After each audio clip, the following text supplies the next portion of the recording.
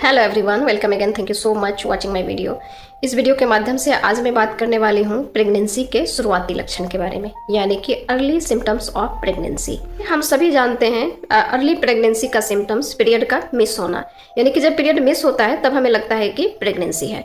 लेकिन ऐसा नहीं है, सिर्फ एक पीरियड मिस होने पर हम ये डिसाइड नहीं कर सकते हैं। तो चलिए आज हम जानेंगे कि इसके अलावा और भी क्या सिम्टम्स हैं जिससे पीरियड मिस होने के अलावा और भी सिम्टम्स अगर देखा जाए तो जैसे पीरियड के टाइम पे होता है, जब आपकी पीरियड रेगुलर होती है तो जैसे ब्रेस्ट में पेन होना, गैस बनना, लेग क्रैम्प्स होना या लोअर एब्डोमेन में पेन होना, ये सारी नॉर्मल पीरियड वाली ही सिम्टम्स होती है जो कि आपको अर्ली सिम्टम्स ऑफ प्रेगनेंसी में भी मैच करता है। लेकिन अब हम इसको अच्छे से डिफ्रेंशिएट कर पाएंगे कि अर्ली प्रेगनेंसी का सिम्टम्स क्या ये मिलता जुलता है या फिर और भी कुछ होता है। तो चलिए आगे देखते हैं। जैसे कि हम सबसे पहला सिम्टम्स के बारे में बात करें तो अर्ली प्रेगनेंसी ऑफ सिम्टम्स का सबसे पहला सिम्टम्स है पीरियड का मिस होना। लेकिन जब पीरियड आपका मिस होता है तो फिर आप अपने यूपीटी यानी कि प्रेगनेंसी टेस्ट करें और उससे कंफर्म हो जाएं। कई बार जब आपकी पीरियड इरेगुलर होती है तब भी आपकी पीरियड मिस हो सकता है, या फिर आप पीसीओडी के केसेस हैं तो इसमें आप प्रेगनेंसी से कोरिलेट नहीं कर सकते हैं जब तक कि यूपीटी कंफर्म ना हो। अर्ली प्रेगनेंसी का दूसरा सिम्टम्स, मोस्ट कॉमन सिम्टम्स है कॉन्स्टिपेशन, यानी कि जब आपके बॉडी में प्रोजेस्टेरोन हार्मोन की लेवल काफ़ी मात्रा में बढ़ा हुआ होता है तो कॉन्स्टिपेशन होता है। क्योंकि जब हार्मोन की लेवल ज़्यादा बढ़ती है प्रोजेस्टेरोन की तो आपके इंटेस्टाइनल की जो पेरिस्टाल्टिक मूवमेंट होती है वो कम हो जाती है। पेरिस्टाल्टिक मूवमेंट यानी कि आंत का जो चाल होता है, जो आंत में हलचल होते रहता है, वो थोड़ा सा कम हो जाता है, जिसकी वजह से कॉन्स्टिपेशन होता है। प्रेगनेंसी के नेक्स्ट सिम्टम्स के बारे में बात करेंगे, मूड स्विंग होना। इस समय आपका मूड स्विंग बहुत ज़्यादा हो रहा होता है क्योंकि आपके बॉडी के बहुत सारे हार्मोन अप्स एंड डाउन हो रहे होते हैं। इसकी वजह से कभी आप बहुत ज़्यादा खुश रहेंगे और कई बार तो आपको रोने का भी मन कर सकता है और काफ़ी आपका मूड ऑफ हो सकता है, भले आपकी कोई पर्सनल रीज़न या फैमिली रीज़न ना हो।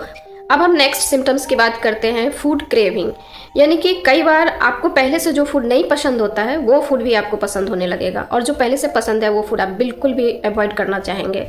तो ऐसा हार्मोन की वजह से होता है। प्रेगनेंसी के नेक्स्ट सिम्टम के बारे में बात करते हैं, यानी कि ब्रेस्ट में हैवीनेस होना, यानी कि ब्रेस्ट में भारीपन होना या साइज में इंक्रीजमेंट होना।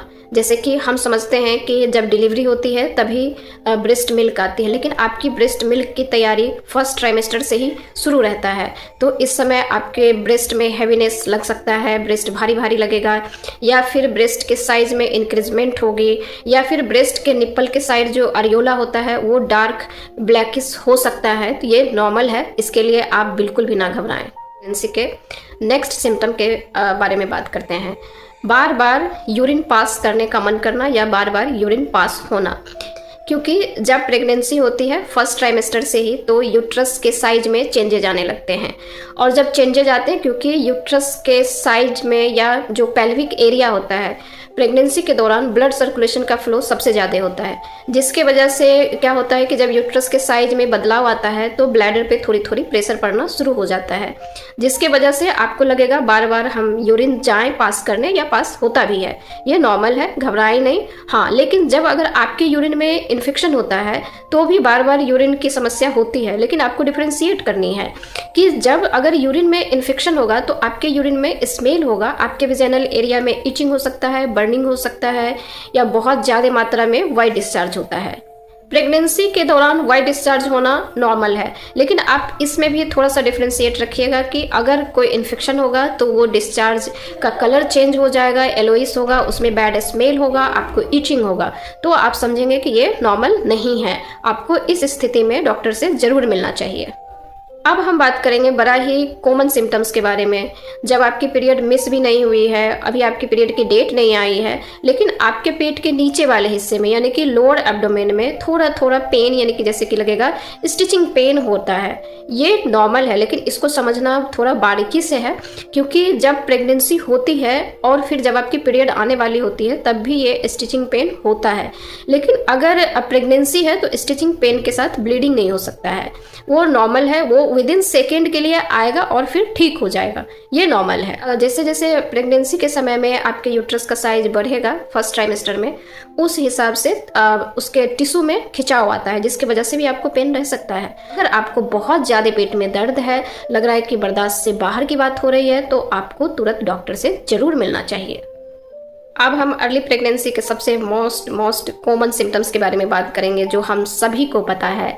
यानी कि इस समय आपको नौजिया, वॉमिटिंग, चक्कर आना या फिर कमजोरी होना, ये सारा नॉर्मल सबको होता है। कई बार आप घबरा जाते हैं, आपको नहीं पता होता है कि हमारी प्रेगनेंसी है। इस समय आपके बॉडी में बहुत सारे हार्मोन अप्स एंड डाउन चल रहे होते हैं, तो मूड स्विंग बहुत ज़्यादा होते हैं, आपके टेस्ट बड भी ख़राब होते हैं, जिस वजह से आप खाना नहीं खा पाते हैं, और इस वजह से आपको वीकनेस, चक्कर आना, ये सारी चीज़ रहती है। जहाँ तक की बात है नौजिया और वॉमिटिंग की, वो भी हार्मोन की वजह से ही होता है, जिसकी वजह से वॉमिटिंग की टेंडेंसी रहती है या फिर वॉमिटिंग होती है।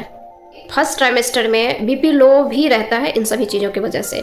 तो आप बिल्कुल भी परेशान ना रहें। आपको जब खाने का मन ना करे तब भी कोशिश करें कि थोड़ा थोड़ा पूरे दिन कुछ ना कुछ खाते रहें, लिक्विड डाइट लेते रहें।